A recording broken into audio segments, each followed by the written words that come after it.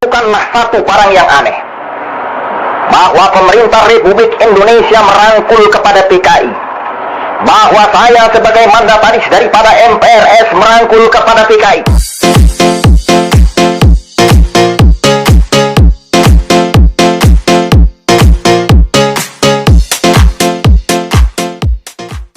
Assalamualaikum warahmatullahi wabarakatuh.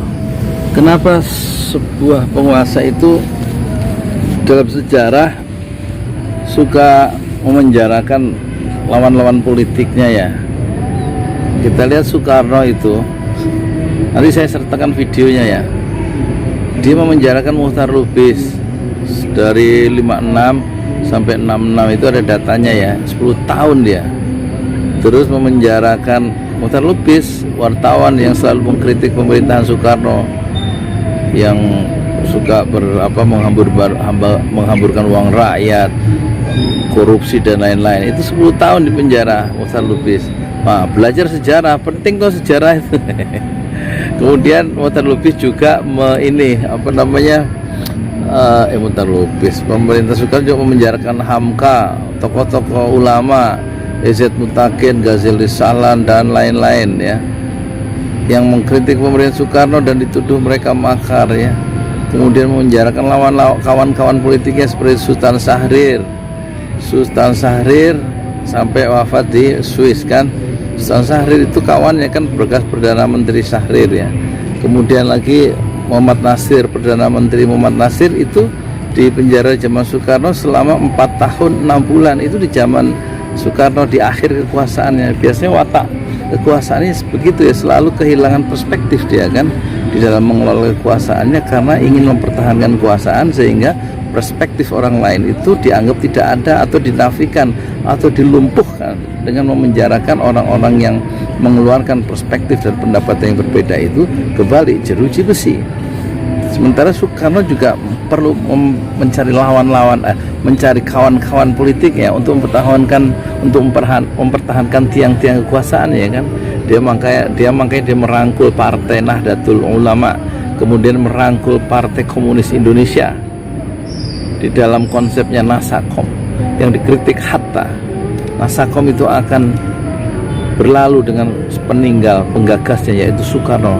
Nasakom itu seperti kata Muhammad Hatta ini, Nasakom itu seperti rumah kartu di tepi pantai, yang kena sedikit air pantai dia akan rubuh. Dan itulah yang terjadi dalam sejarah. Soekarno kehilangan perspektif ya, dan kemudian membungkam lawan-lawan politiknya secara nyata melalui kekuasaan, sehingga dia bisa dipahami kalau dia itu untuk mempertahankan kekuasaan dia mencari teman kan, untuk menghadapi lawan-lawan politiknya. Temannya Soekarno adalah Partai Komunis Indonesia, dan dia merangkul habis Partai Komunis Indonesia dan juga Partai Nahdlatul Ulama dari kalangan Islam. That's a fact. Itu sejarah kita ya, sejarah yang ditulis dengan tinta hitam, karena banyak korban berjatuhan karena politik kekuasaan yang dijalankan oleh Soekarno dengan membungkam lawan-lawan politiknya dan kemudian membuat rakyat sengsara sehingga inflasi sampai 650%, orang ngantri beras di mana-mana. Itu sejarah. Jadi sejarah itu penting, kok malah mau dihapuskan atau menjadi mata pelajaran pilihan di mata Nadiem Makarim, Menteri Dikbud ya. Berarti ada yang men-set up, ada yang mengendalikan Dikbud itu melalui menteri yang tidak mengerti sejarah. Nah sekarang kalau kami sekarang dikejar-kejar, deklarasinya dibubarkan di mana-mana, siapa yang membubarkan? Ya tentu atas persetujuan penguasa kan, karena kami adalah mengkritik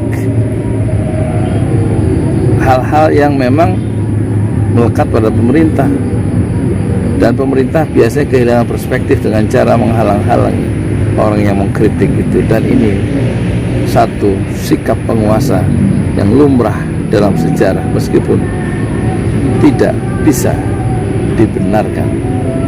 Saksikan.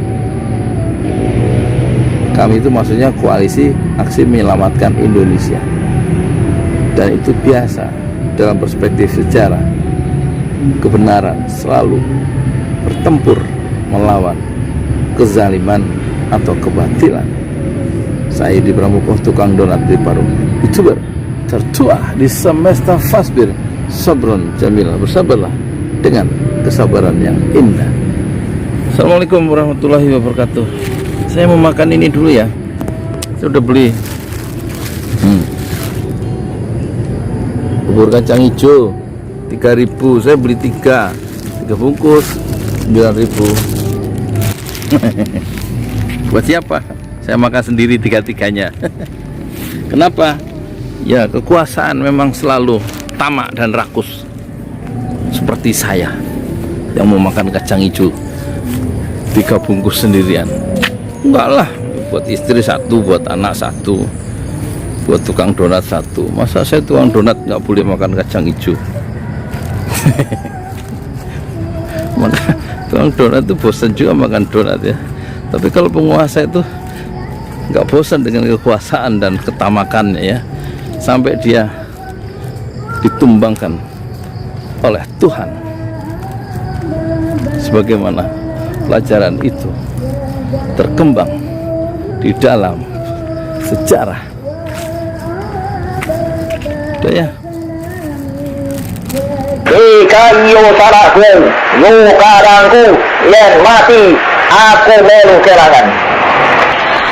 Memang benar, dulu pernah di dalam Kongres PKI yang ke-6, saya lebih dahulu mensipir peribahasa Jawa.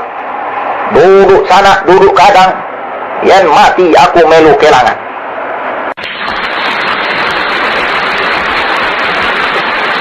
Pada waktu itu malah saya berkata, bukan saja duduk sana, duduk kadang, tetapi saya berkata, yo sana, yo kadang, yen mati aku kelangan.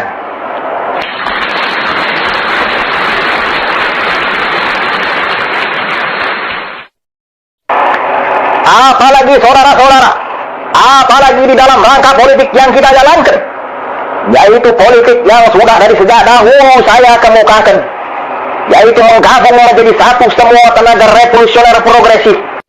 Dalam bahasa asingnya, Zusammenbündung von alle progressive revolutionary Krachten, menggabungkan menjadi satu semua tenaga revolusioner progresif.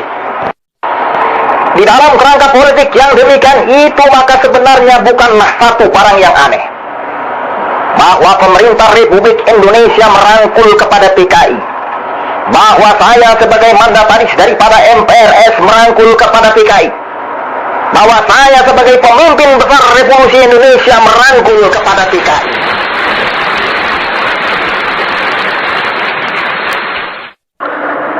Sebab siapa yang bisa membantah bahwa PKI adalah unsur yang hebat di dalam penyelesaian Revolusi Indonesia ini?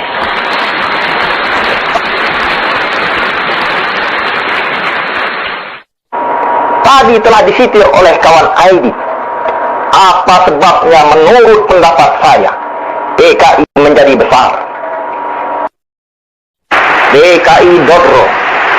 Dodro itu, lihat tangan saya loh, menjalar, menjalar, menjalar, menjalar.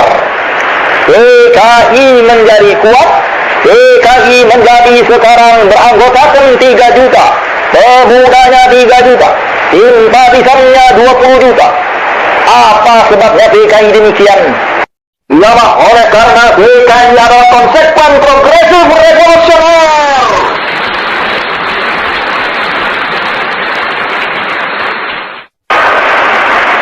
Nah, sudah barang tentu saudara-saudara, saya yang berpendapat bahwa revolusi Indonesia ini tidak dapat diselesaikan jika tidak digabungkan menjadi satu semua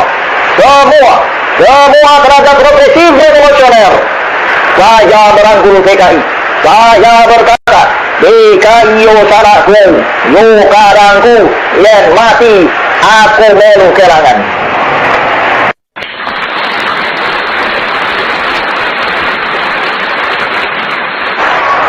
Di dalam segala politik Republik Indonesia, ya bagian Malaysia, ya bagian berdikarinya ekonomi, ya bagian berdaulatnya politik, ya bagian berkepribadiannya kebudayaan, selalu PKI adalah berdiri di barisan yang paling depan daripada barisan Indonesia ini.